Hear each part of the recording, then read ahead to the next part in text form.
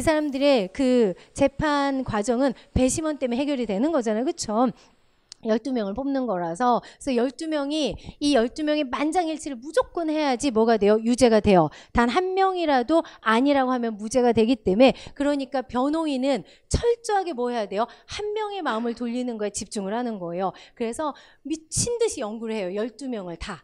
미친 듯이 연구를 해서 이 사람한테 이 단어를 쓰면 이 사람이 흔들릴 거라는 연구를 하는 거죠. 그래서 이제 그러니까 머리 싸움인 거예요. 그래서 모든 배심원을 연구를 한 다음에 자기가 말을 던질 때 이 사람이 흔들릴 어휘를 집어넣는 거죠. 그러니까 그 사람의 백그라운드랑 가정이랑 다 본 다음에 그래서 던지면, 그리고 이쪽에서 변론인들, 이쪽에 검사 측에 모든 자문위원들이 나와 있죠. 한 20명씩 앉아 있단 말이에요. 그리고 나서 배심원을 연구를 해요. 그리고 이 사람이 검사가 얘기할 때, 변호사가 얘기할 때 내가 이 말할 때 이 사람 눈이 흔들렸네를 써놓는 거죠. 그러면 그걸로 이제 공격을 해서, 그래서 한 명이라도 아니라고 하면 절대로 유죄가 될 수 없거든요. 12명이 무조건 뭐를 해야 돼요? 얘가 이제 전부 다 만장일치가 돼야 되기 때문에, 그러니까 무조건 해야 된. 그래서 이게 순수한 머리 싸움인 거죠. 그래서 어떻게 보면은 되게 타당한데 어떻게 보면 되게 묘해요. 그래서 정말 어떤 사람의 머리가 장난 아니게 좋은지에 따라서 이 사람의 사건하고 상관없이 결정이 되는 듯한 느낌이 될 때가 있으니까, 그런 사건들이 정말 많아서,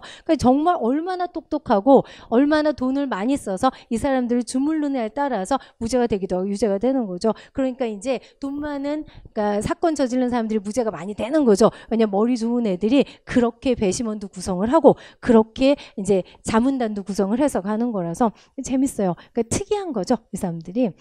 그래서 그러니까 제가 통역을 했었잖아요. 통번역을 했어가지고 인턴십을 그때 LA 그 스프링 코트 맞죠? 그러니까 법원에서 했었었는데, 그래서 제가 이 주리를 뽑는 과정을 봤었거든요. 근데 그때 뭐가 있었냐면 살인 사건이 있었어요. 쌍둥이 살인 사건이었어요. 그래서 여기에 배심원이 뽑히면 그 사람들 인생은 이제 망하는 거죠. 왜냐하면 보통 배심원 주리라고 하죠. 주리는 미국 사람들한테 이제 국방의 의무, 우리의 국방의 의무처럼 무조건 해야 되는 것 중에 하나거든요. 그러니까 날라와요. 갑자기 여러분한테 날라오면 여러분이 이제 뒤에다 써야죠. 노 잉글리시하고 써서 보내야 돼요. 그러면 이제 영어를 못하면 여러분이 못하니까. 근데 그게 계속되면은 여러분들이 국민의 권리가 없어지는 거죠. 그래서 이제 문제가 생기는 거거든요. 그러니까 가긴 가야 된다라고요. 가면 보통 반나절 만에 나올 때가 많아요. 누가 뭐 훔치고 뭐 이런 것들 때문에 갈 때가 많으니까. 그래서 만약에 여러분 갔어요. 아, 편의점에서 만약에 담배를 훔쳤다. 별거 아니구나라고 생각을 하고 갔는데 담배를 찾다 보니까, 그쵸? 그 옆에 이제 시체가 나오는 거죠. 그러면 아, 이게 4달 가겠다 했는데 갑자기 이게 뭐예요? 조사 도중에 another body가 나올 수 있어요. 그럼 뭐가 돼요? 2년도 갈 수 있는 거죠. 그럼 2년 동안 여러분 집을 못 가요. 그래서 완전히 갇혀 살아요. 그거는 이제 그 사람들의, 왜냐면 미디어에 노출이 되면 판단에 문제가 생긴다고 생각을 하니까 호텔에다가 딱 12명을 가둬놔요. 그리고 12명이 아무것도 못 보고 자기네들끼리만 얘기하고 매일 밤 얘기를 하는 거죠. 왜냐면 걔네가 만장일치를 해야지 나오니까. 근데 그 사람들이 신중할 수밖에 없는 게 자기 때문에 한 사람이 살인자가 되기도 하고 안 되기도 하잖아요. 그렇죠? 그러니까 나가고 싶은데 최선을 다해 생각을 하는 거죠. 사람들이 도는 거예요. 그러니까 오제이 심슨의 배심원들이 전부 다 매일 고민하다 이 사람 무죄로 만들고, 그 사람들의 그것도 유튜브에 있어요. 인터뷰가 한 3년 전인가 나왔는데 그 사람들이 다 그러더라고요.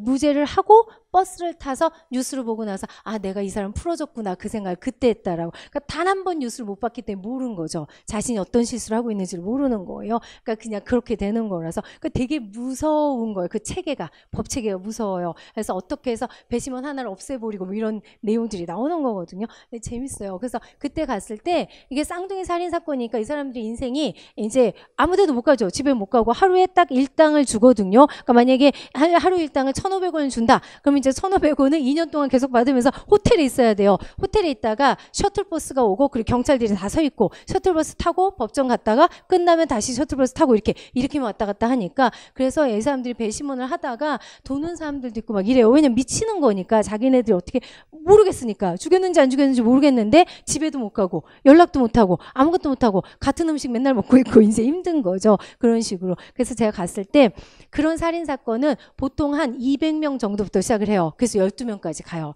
그래서 한 4-5번에 걸쳐서 12명을 뽑거든요. 근데 그 200명을 놓고 뽑을 때 재밌어요.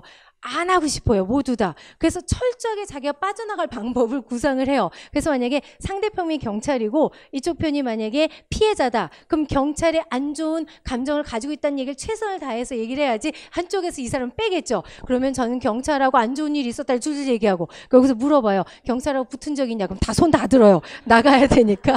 그런 식으로 줄고 줄이는 거죠. 그래서 계속 줄여서 한 번 없애고 한 번 없애고 한 번 없애고 마지막에 한 25명 정도 남았는데 중국인 아저씨 있었어요. 죽었다 깨나도 안 하고 싶은 거예요. 처음부터 끝까지 영어를 못한다고 밀고 있었어요. 그러나 위증죄로 걸리면 안 되니까 다 사실대로 말하니까 영어를 잘하시는 거예요. 왜냐하면 그거를 못한다고 할 수가 없으니까 못한다고 말하는데 잘하고 있는 거예요. 그러니까 계속해서 그러니까 물어보는 거죠. 검사가 그러니까 LA 타임즈 보냐고. 본다고. 영어 못하시는데 왜 보냐고. 그냥 본다고. 뭐 이런 거죠. 그럼 CNN 나오냐고. 집에 나온다고. 영어 못하시는데 왜 보시냐고. 그냥 나온다고. 계속 이렇게 이렇게 왜 계속 대답하냐고. 해야 되니까 안 그러면 잡혀가니까 대답을 계속해요. 근데 계속 처음부터 끝까지 I don't speak English 너무 fluently 잘하는 거예요. 그래서 계속 이분이 올라갔어요. 죽으려고 하는 얼굴로 막판 12명에서 떨어졌거든요. 굉장히 행복해하면서 집에 가셨어요. 쳐다보니까 막 웃으면서 가시더라고요. 자, 그 나머지 12명은 한 1년 동안 계속 그걸 하는 거죠. 되게 묘한 책이에요. 그래서 신기하죠. 그렇죠? 재밌어요. 그래서 이 사람들의 드라마나 이런 게 배심원들에 관련된 게 많이 나오는 거예요. 그냥 철저하게 머리 싸움이기 때문에 변호사가 얼마나 똑똑한지를 가르쳐주는 거거든요. 그리고 검사들이 그 변호사한테 맞춰서 그러니까 맞서서 싸워야 되잖아요. 그러니까 죽으려고 하는 거죠. 왜냐하면 내가 별짓을 다 해서 빼내려고 하기 때문에 이 사람들이 살인을 했든지 안 했든지 상관없이 빼내려고 할 때가 많잖아요. 그렇죠? 그러니까 힘들어지는 거거든요.